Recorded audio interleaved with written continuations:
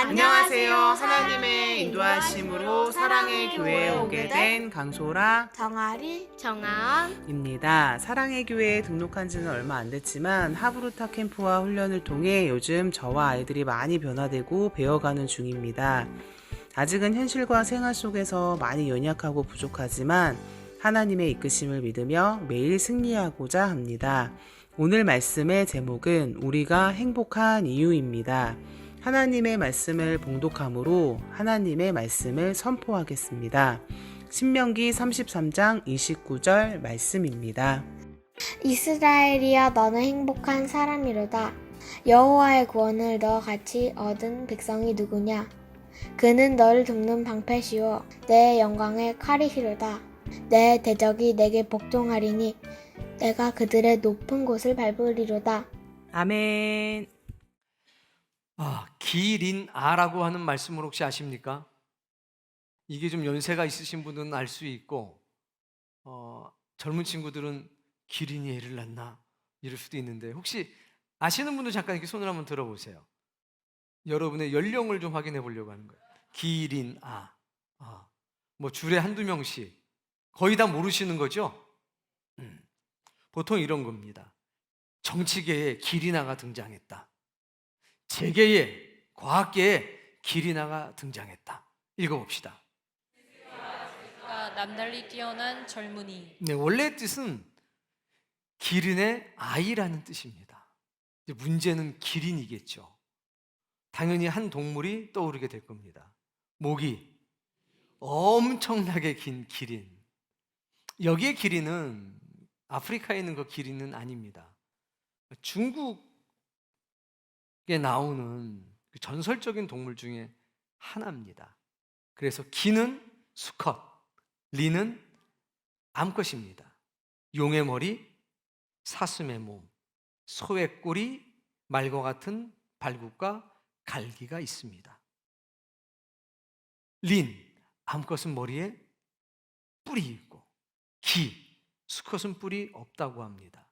등은 5가지 색깔로 빛나게 되고, 몸 길이는 5m에 달하고, 시간이 지나면서 몸에 용의 비늘 같은 것이 생겨서 어떤 것으로도 헤아릴 수가 없는 짐승, 동물, 상스러운 존재.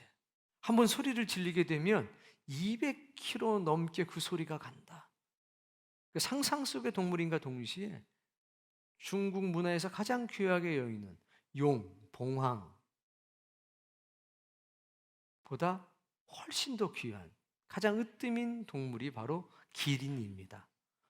그러니까 기린아라고 하는 것은 바로 그 기린을 얘기하는 거고, 아프리카에 있는 그 목이 긴 동물을 기린이라고 부르는 것도 마치 이 기린의 모습과 비슷하기 때문에 붙여진 이름이라고 합니다.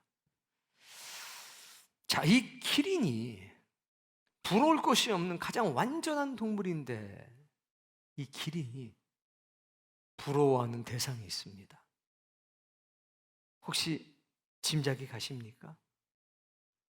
이 기린이 달리기 시작하면 발에 막 구름 모양의 막 형상이 생길 정도로 아주 신성한 동물인데, 이 기린이 부러워하는 대상이 있었습니다.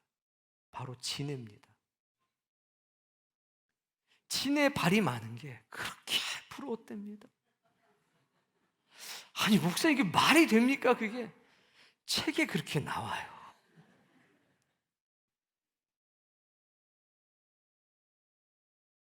그럼 지네는 또 어떻냐? 부러움의 대상이 또 있습니다.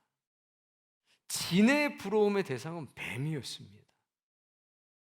자기는 한 번 어디 가려고 그러면 그냥 발을 다 움직이면서 가야 되는데, 뱀은요, 몸통으로 발도 없이 잘 가는 겁니다. 너무 부러웠습니다. 그럼 뱀은 부러움의 대상이 없냐? 아니죠. 부러움의 대상이 있었습니다. 혹시 뭔지 짐작이 가실까요? 뱀은 바람이 부러움의 대상이었습니다. 몸도 쓰지 않고 형체도 없이 후 갔다가 휘 갔다가 너무 바람이 부러웠습니다. 그래, 바람 말이지 자유롭게 어디든지 다 갈 수 있고. 맞아. 끝날 줄 알았죠? 바람도 부러움의 대상이 있었습니다. 눈이었습니다. 눈은 움직일 필요도 없이 착 바라만 보면 바로 그곳에 가 있어서 바람은 눈이 그렇게 부러웠습니다. 그럼 눈은 부러움의 대상이 없냐? 아니죠. 눈은 마음이 그렇게 부러웠습니다. 마음은 생각만 하면 어디든 갈 수 있고, 마음은 생각만 하면 무엇이든지 될 수 있어서 눈은 마음이 항상 부러웠습니다. 여러분, 이와 같이 부러움이란 한이 없고 끝이 없습니다. 그거 아십니까? 부러움의 대상이 있으면 행복할 수 없다는 것.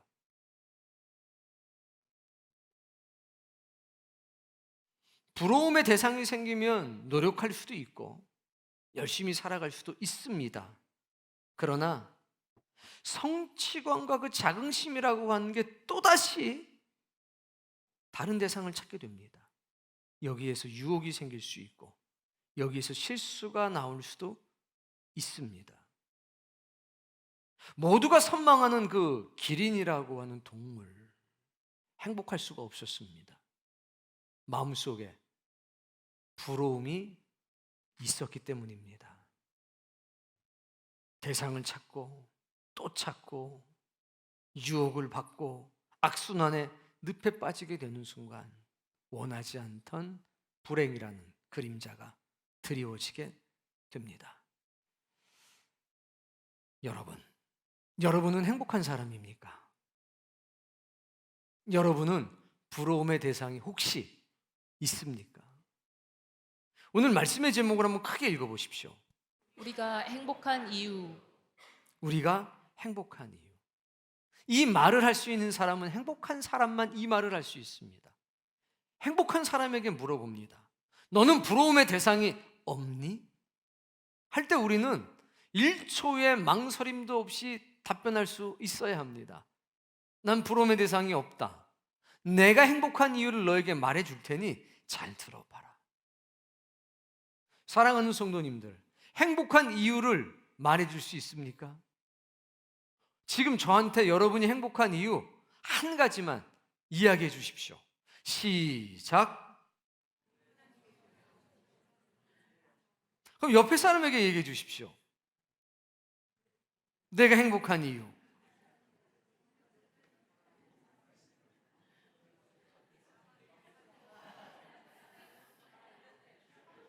그래요. 몇 분들이 머리를 긁고 계시는데 아마 머리가 간지러워서 그런 거지 어색해서는 아닐 겁니다. 우리가 가진 행복의 근원은 하나님이고 예수 그리스도입니다. 또 다른 행복의 조건을 찾아서 움직이지 않습니다. 왜일까요? 그분은 완전한 소망이고 완전한 행복이기 때문입니다. 그래서 우린 또 다른 행복의 조건을 찾아서 움직일 필요가 없는 겁니다. 그러나 우리는 합리적인 의문 하나를 떠올려야 합니다. 과연 하나님 한 분만으로, 예수 그리스도 한 분만으로 나는 만족하고 있는가? 또 다른 행복의 조건이 필요한 것은 아닌가? 저는 단호하게 말씀드릴 수 있습니다. 아닙니다. 그럴 필요가 전혀 없습니다. 거기에는 두 가지의 이유가 있습니다. 오늘 이 두 가지 이유가 여러분의 입술로 매우 자연스럽게 그러나 확신에 찬 언어로 고백되어지기를 원합니다. 그 첫 번째 이유는 우리가 그분을 찾는 것이 아니라 그분이 우리를 찾아오신다는 겁니다. 이게 우리가 행복한 이유 첫 번째입니다. 우리가 찾는 것이 아니라 그분이, 하나님께서 우리를 찾아오셨습니다. 두 번째는 그 하나님이 우리에게 주신 것이 눈에 보이는 것이 아니라 눈에 보이지 않는 것이라는 겁니다. 이것이 우리가 행복한 두 번째 이유입니다.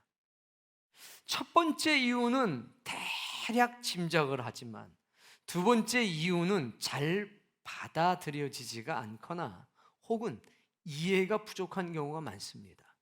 확인해 보겠습니다. 첫 번째 이유, 우리가 찾는 것이 아니라 그분이 우리를 찾아오셨다. 두 번째 이유, 하나님이 우리에게 주시는 것은 보이는 것이 아니라 보이지 않는 것이다. 여러분, 왜 우리가 찾아가는 것이 아니라, 우리가 찾는 것이 아니라 그분이 우리를 찾아오시는 것이 우리가 행복한 첫 번째 이유일까요?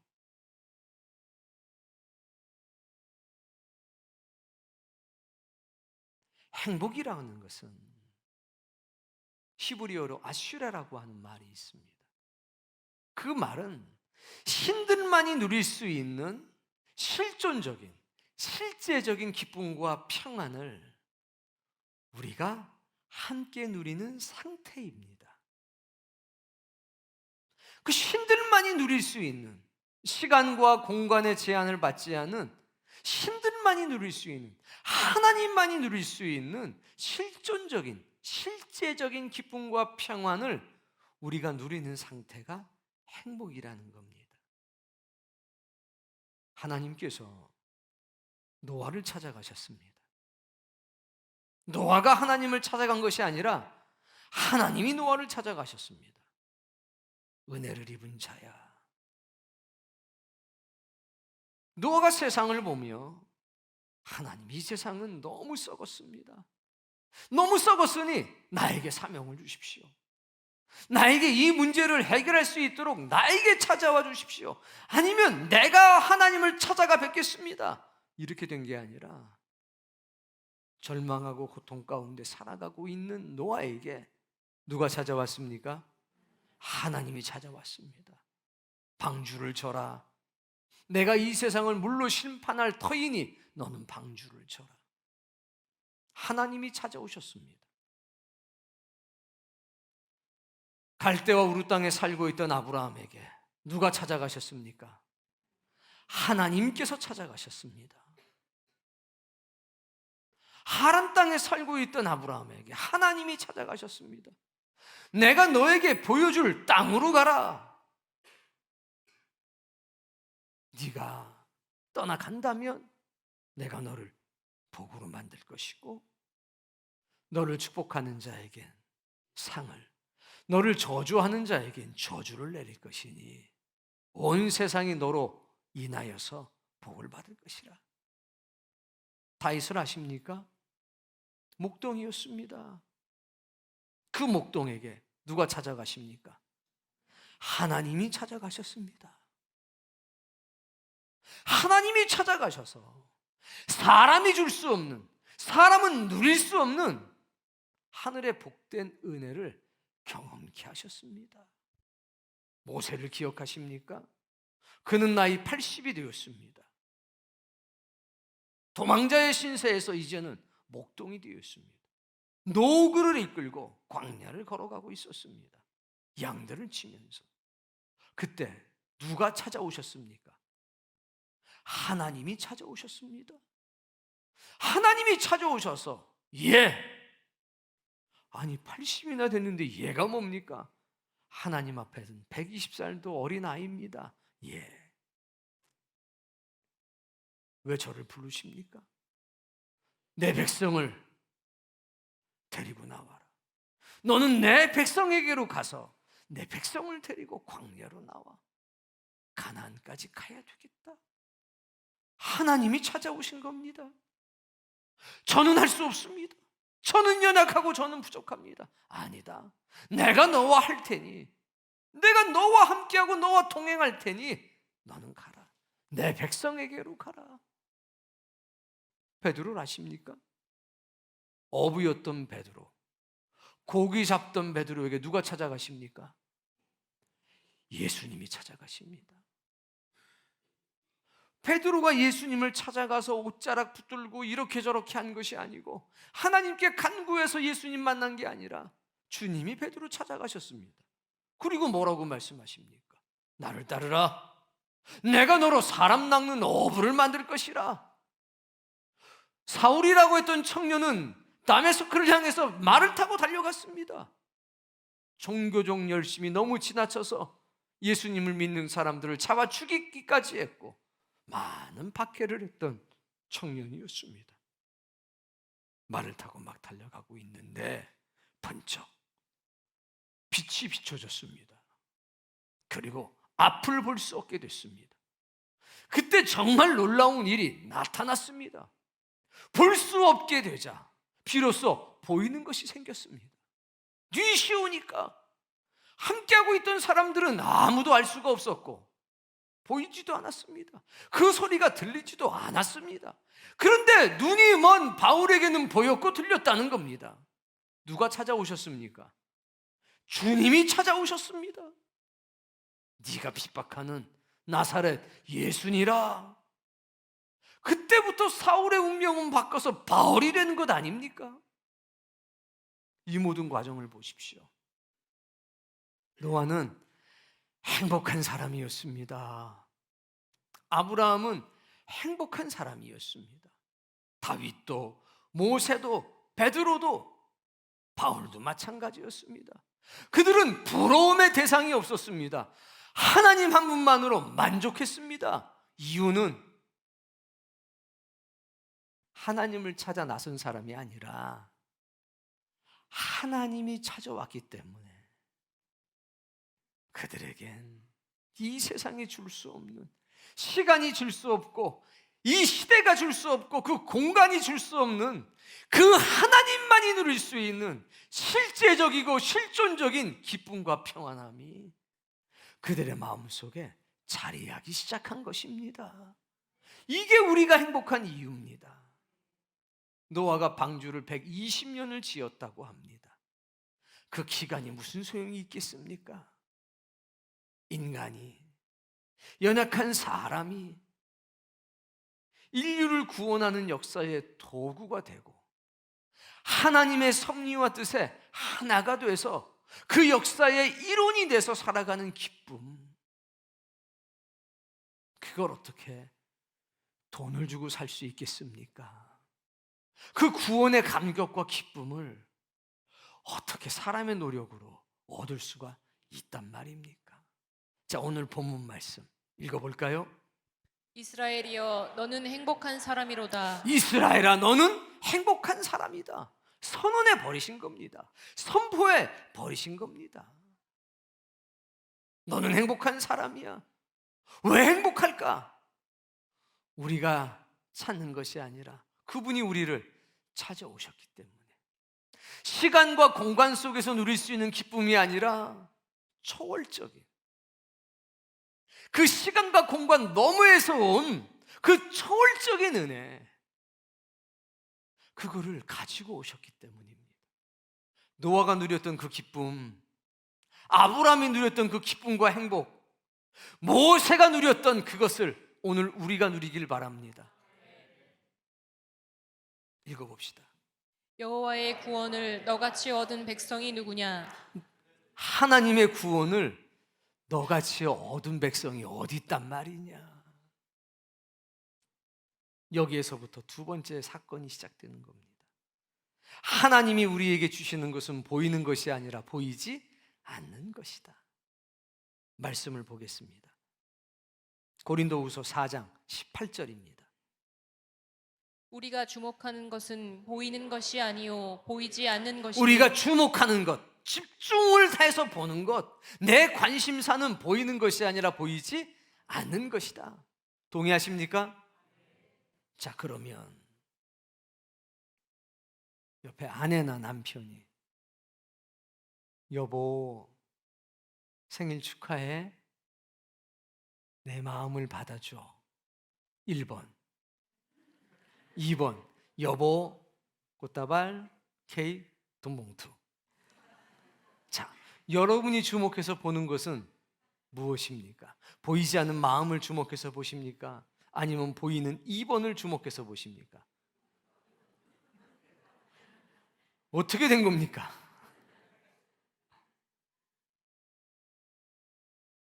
시간과 공간 속에 잡혀지는 것은 우리에게 기쁨을 줍니다.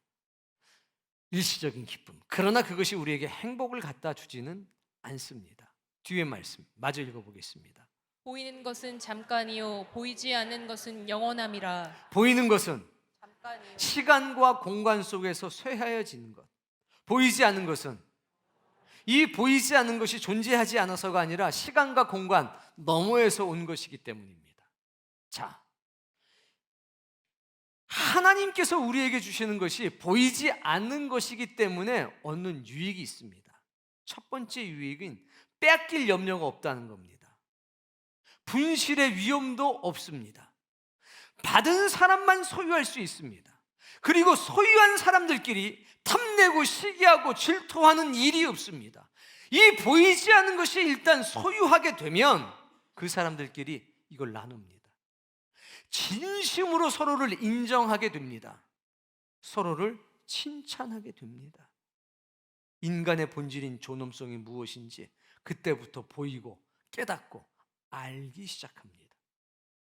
아주 오래전에 제가 전도사 시절에 약속 어음이라고 하는 것을 처음 받아봤습니다.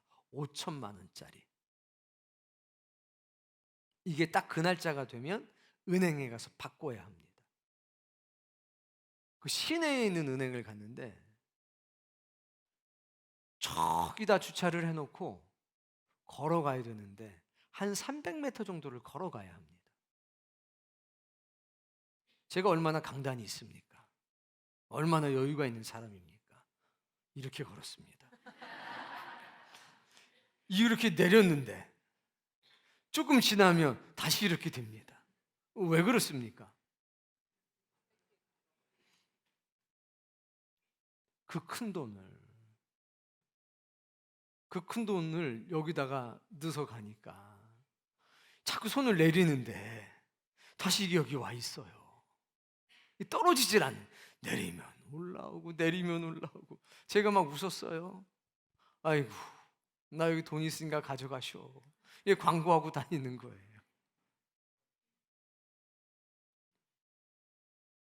그걸 또 수표로 바꿨잖아요. 이쪽 불안해서 이제 이쪽에다 놓고 이제 이렇게 오다.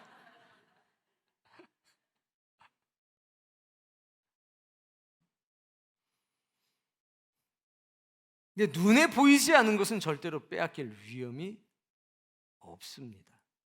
이건 받은 사람만 합니다. 그래서 행복한 겁니다. 빼앗길 염려가 없으니까. 분실의 위험이 없으니까. 로마서 8장 24절 말씀 읽어봅시다. 우리가 소망으로 구원을 얻었음에 보이는 소망이 아니니 보는 것을 누가 바라리요. 여기 약속의 어미나 수표가 아니라 하나님께서 우리에게 주신 구원. 시간과 공간 속에 감춰져 있던 구원이 아니라 그 시간과 공간을 초월해서 우리 가운데 들어왔던 그 구원의 역사. 하나님이 내 아버지가 되는 그 역사. 예수 그리스도와 한 형제가 된 그 역사에 대한 소망. 이게 마음속에 담기면 십자가에 매달려서 찬송이 나오는 겁니다. 십자가에 매달려서 여기다 못을 치는 사람을 위해서 기도가 터져 나오는 겁니다. 하나님, 이 사람들이 모르고 하니까 이 사람들을 좀 용서해 주십시오.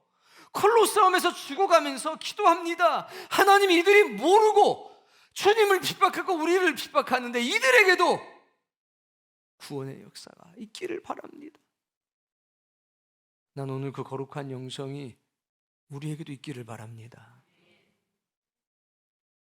보이는 소망은 소망이 아니라는 겁니다. 시간 속에 있는 것은 쇠하여진다는 겁니다. 거기에 우리의 생명을 맡길 수 없다는 겁니다. 하나님이 우리에게 찾아오신 뒤로 이 보이지 않는 소망을 주신 겁니다. 예, 방주 좀 주라. 예, 내 백성한테 가서 내 백성을 데리고 나와라.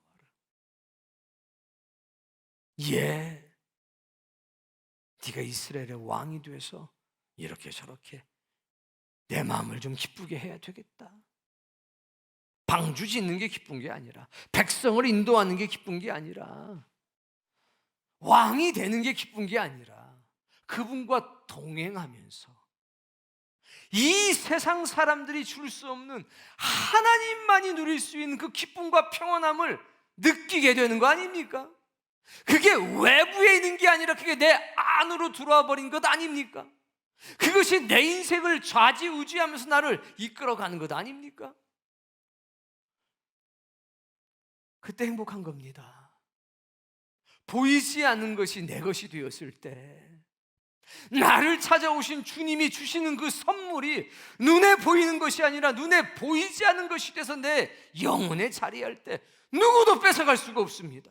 누구도 막을 수가 없는 겁니다. 사울은 다윗을 죽이려고 했습니다. 심지어는 보는 데서 창을 던지기도 했습니다. 다윗은 용서하고 또 용서합니다. 그 힘이 어디서 나옵니까? 보이지 않는 것을 받았기 때문입니다. 왕의 자리를 내가 받았다고 생각하면 밀어냈을 겁니다. 진짜 받은 건 왕이라고 하는 자리가 아니라 보이지 않는 소망, 보이지 않는 하나님의 신성한 구원, 그분과 동행하심을 마음속에 담은 겁니다. 오늘 여러분이 어떠한 조건 속에서도 부러움의 대상이 없다면 여러분은 보이지 않는 것을 마음에 담은 사람입니다. 아무개 집사는 사위 얻었대. 너는 응? 너는 손 입잡냐 발 입잡냐 너는 내가 응? 부러운 거잖아요. 사위 부러워하지 마십시오. 그럼 지는 거예요. 며느리 부러워하지 마십시오. 축하해줘요. 중요한 건 여기에 보이지 않는 게 담겨 있는 거 아닙니까? 연봉이 2천만 원이냐? 연봉이 1억이냐? 물려받은 재산이 얼마냐? 그게 부러움의 대상이 될 수 없다는 거. 여러분 이거 확실하고 분명했으면 좋겠습니다. 말씀 하나 더 보겠습니다. 고린도전서 2장 9절 말씀. 기록된 바 하나님이 자기를 사랑하는 자들을 위하여 예비하신 모든 이거를 것은 사랑하는 사람들에게 주시려고 시간과 공간을 초월해서 우리에게 찾아오신 겁니다. 이건 사람이 줄 수 없는 것입니다. 오직 살아계신 하나님만이 우리에게 주실 수 있는 것이기 때문에 이걸 가지고 오신 겁니다. 읽어봅시다. 모든 것은 눈으로 보지 못하고 눈으로 보지 못한다. 두 번째, 귀로 듣지 못하고 사람에게 들은 적도 없다. 세 번째, 사람의 마음으로 생각하지도 못하였담과 같으니라. 이걸 가지고 저 하늘로부터 이 땅에 오신 겁니다. 이사야서 말씀이나 요한계시록 말씀이 우리에게 무엇을 전해주고 있습니까? 하나님의 장막이 사람과 함께 있을 것이다. 그때는 하나님이 우리의 하나님이 될 것이라. 그리고 우리의 모든 눈물을 하나님이 친히 닦아주실 것이라. 그때 애통하는 것이나 아픈 것이나 곡하는 것이나 사망하는 것, 죽는 것이 다시 있지 아니하니 처음 것들이 다 지나갔을 것이다. 너희는 나의 창조하는 것들로 인하여 영원히 기뻐하고 즐거워하라. 나서로가 누렸던, 아브라함의 품에서 누렸던 신들만이 누릴 수 있는 실존적인 기쁨과 평안을 우리는 사모하는 것 아닙니까? 그 날에는 사자와 어린 양이 함께 놀 것이고 독사굴에 어린이가 손 놓고 장난을 쳐도 물지 않을 것이고 내 거룩한 산에서는 해함도 없고 상함도 없을 것이라. 그때는 물이 바다를 덮는 것처럼 하나님을 아는 지식이 온 세상에 충만할 것이니라. 이걸 어떤 사람이 생각합니까? 하나님이 말씀을 통해서 우리에게 주신 것 아닙니까? 그 소망이 여러분의 것 되길 바랍니다. 그리고 나면 두려움이 없는 삶을 살게 되고 부러움이 없는 삶을 살게 됩니다. 조금 더 많이 가질 수 있고 조금 더 많이 누릴 수 있습니다. 누가 나보다 조금 더 부유할 수 있습니다. 누가 나보다 더 건강할 수 있습니다. 그러나 그게 부러움의 대상은 되지 못한다는 겁니다. 주님 한 분만으로 나는 만족해. 이것이 그냥 터져 나오는 겁니다. 보이지 않는 것, 그것이 여러분 안에 있기를 바랍니다. 묻습니다. 여러분 행복하십니까? 하나님의 구원이 여러분을 찾아오셨습니까? 여러분은 부러움의 대상이 없습니까?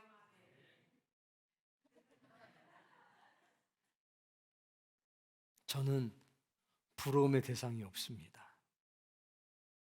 목사님들끼리 만나면 보통 직장에서 일하고 하는 분들, 영업하시는 분들 매출이 인격이라고 그러잖아요. 들어보신 적 있으세요? 매출이 인격이다? 교회는요, 성도 수가 인격이에요. 그러면 안 되는데 현실이 그렇습니다. 한 3,000명 모이는 교회 목사님하고 우리 같이 요 정도 모이는 교회 목사님도 다르고 또 한 30명 모이는 목사님이 달라요. 근데 저는 일도 안 부럽습니다. 그리고 얼마나 여기에 감사가 넘치는지 몰라요. 하나님, 고구마 같은 성도들 보내주셔서 감사합니다. 막 돌덩이 같은 성도들을 보내주셔서 너무 감사합니다. 한두 번 얘기해서는 못 알아듣는 성도들을 보내주셔서 감사합니다. 막 그 감사가 넘쳐요, 저한테. 제가 항상 얘기하잖아요. 20년 동안 줄 제대로 서본 게 딱 한 번밖에 없어요. 너무 감사한 거예요. 왜? 그 전에는 제가 못 알아들으면 막 짜증이 났어요. 이렇게 잘 가르치는데 내가 이렇게 못 알아들어? 지금 전혀 안 그래요. 걱정하지 마세요. 못 알아들어도 아무 상관이 없어요. 너무 기뻐요, 지금은. 주여, 이렇게 못 알아듣다니 이렇게 감사할 수가 있습니까? 저희가 은퇴할 때까지 그냥 할 일은 끝이 없이 있어서 하나님 감사합니다. 너무 좋아요, 여러분을 만나서. 제가 말씀드렸잖아요, 지난주인가요? 저 훌륭한 목사 되는 거 포기했다고. 저는 행복한 목회자가 되기를 바랍니다.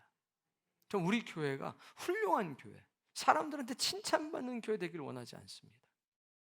그럼 누군가랑 비교해야 되고 누군가보다는 잘나야 되고 누군가보다는 잘해야 되는데 저는 그냥 우리 교회가 행복한 교회가 됐으면 좋겠습니다.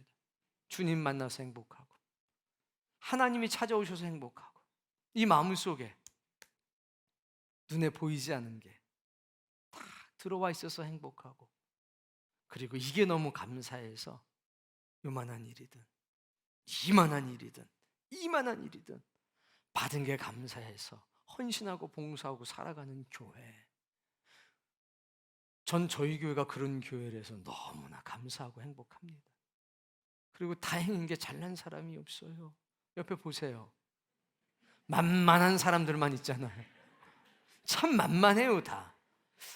내가 그래도 이 정도는 할 수 있을 것 같은데 하는 사람들이 다예요. 다행이에요. 우리 중에 목 이긴 기린이 있으면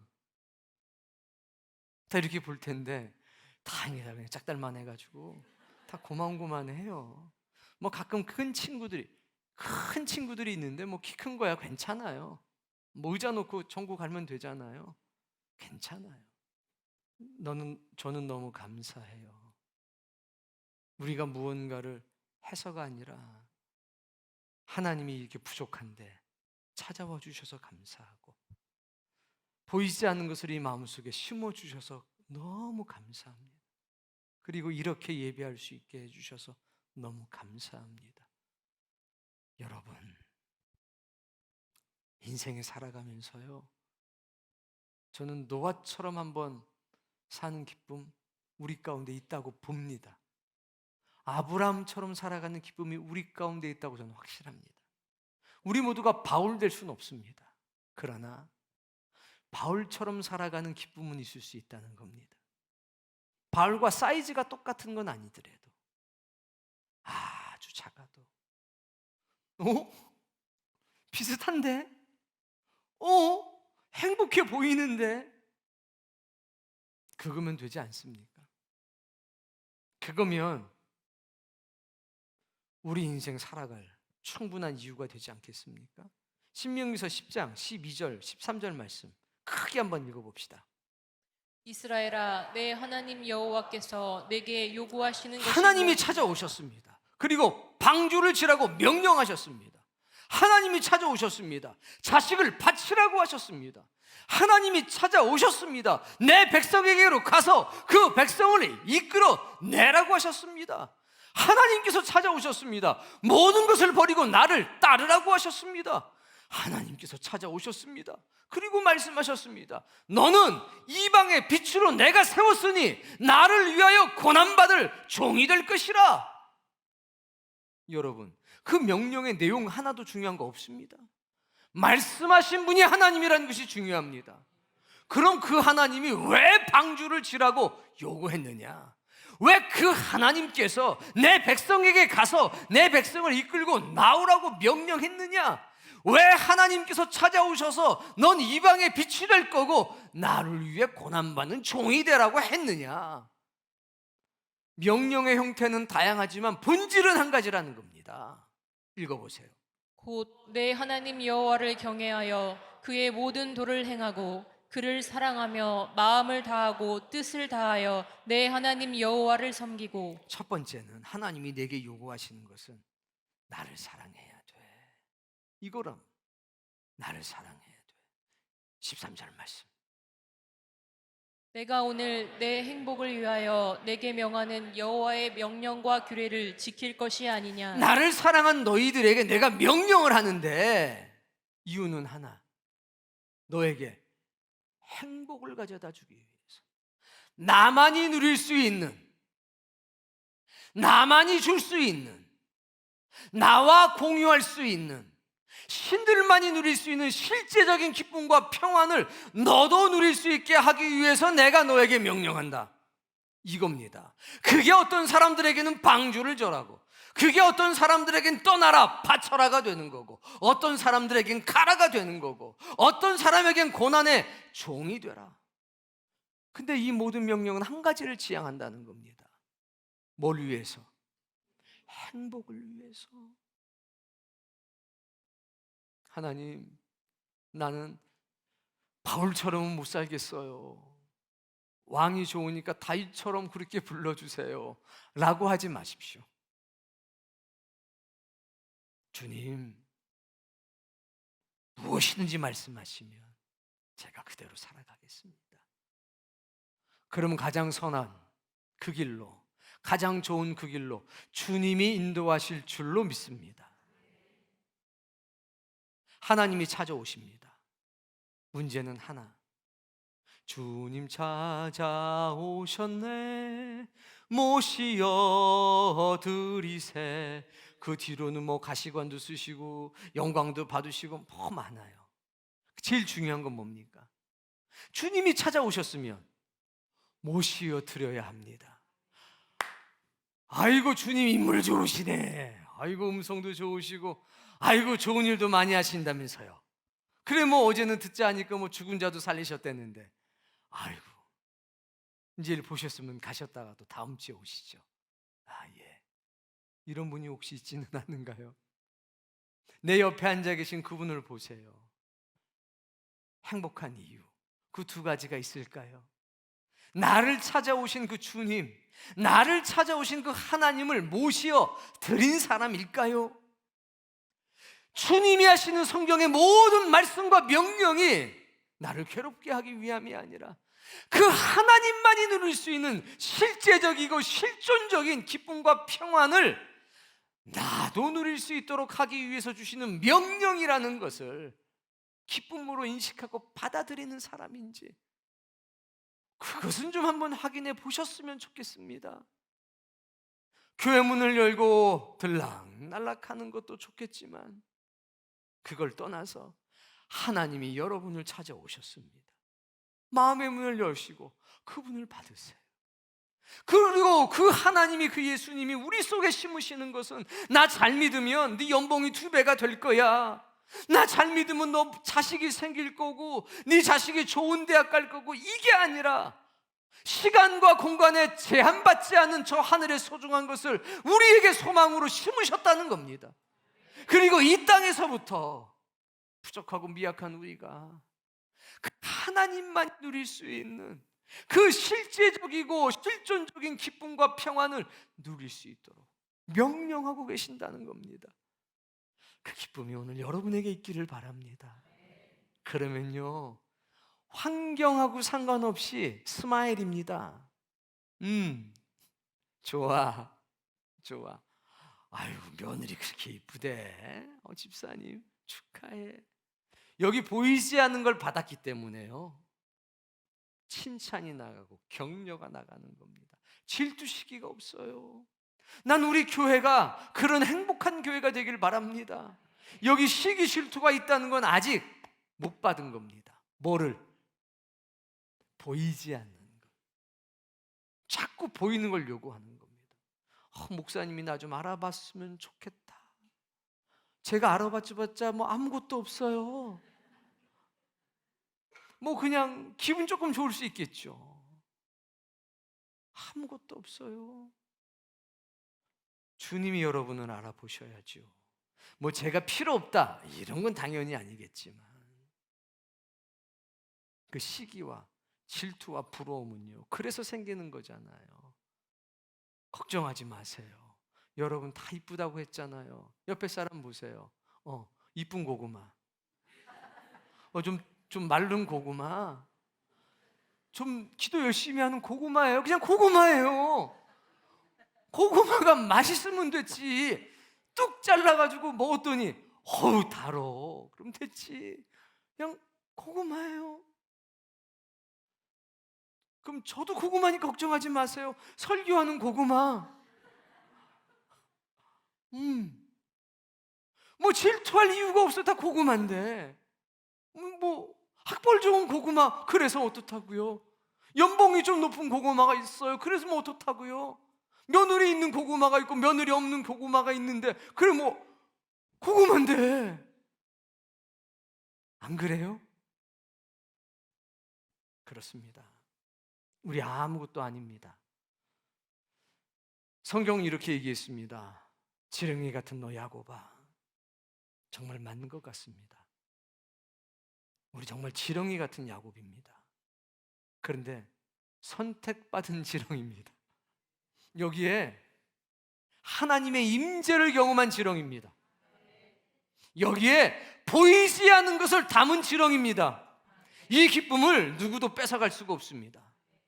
이 은혜와 감격을 누구도 가져갈 수가 없습니다. 거기 좀 못 사는 고구마 걱정하지 마세요. 뭐 잘 사는 고구마 걱정하지 마세요. 하나님이 찾아오셨습니다. 한 사람 한 사람이 너무 귀해서 우리 하나님이 다 찾아오셨습니다. 나의 형편, 나의 연약함, 이거 문제되지 않습니다. 가난해도 행복합니다. 부유해도 행복합니다. 병들어도 행복합니다. 건강해도 행복합니다. 연약해도 행복합니다. 강해도 행복합니다. 능력이 넘쳐나도 행복하고 능력이 부족해도 행복합니다. 왜? 하나님이 날 찾아와 주셔서. 그리고 내 속에 보이지 않지만 영원한 것을 심어놔 주셔서 우린 그것만으로 충분히 가치 있고 행복한 존재입니다. 이 은혜가 오늘 여러분에게 넘치기를 주의 이름으로 축복합니다.